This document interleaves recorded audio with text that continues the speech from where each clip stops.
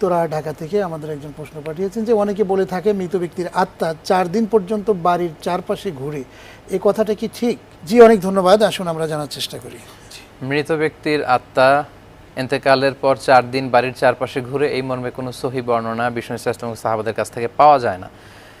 যেটা পাওয়া যায় সেটা হচ্ছে মৃত ব্যক্তিকে যখন কবরে নিয়ে যাওয়া হয় তখন মৃত ব্যক্তি তাদের সব কিছু দেখতে থাকে এবং শুনতে থাকে, এবং লোকেরা যখন তার সাথে সাথে যায় করা আনা আলাই, মানুষের পায়ের আওয়াজও তারা শুনতে পায়। এই বর্ণনা পাওয়া যায়। এবং যখন আল্লাহ তার রুহু তার অন্তরে ফিরিয়ে দিতে চায়, শুধু ওই মুহূর্তে আল্লাহ যখন তাকে এই সুযোগটা দেন, স্পেশালি তিনি দেখতে পারে।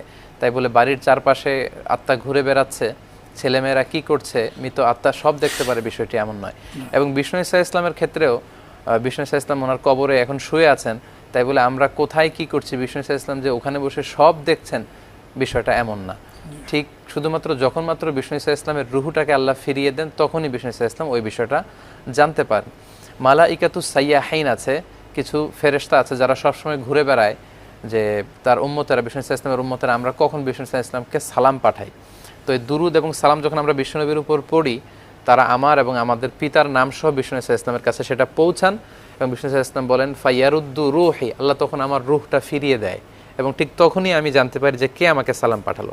তো এটা আল্লাহ স্পেশালি যদি কারো ক্ষেত্রে চান যে তার রুহু ফিরিয়ে দিবেন, তখনই সে এটা অবলম্বন করতে পারে।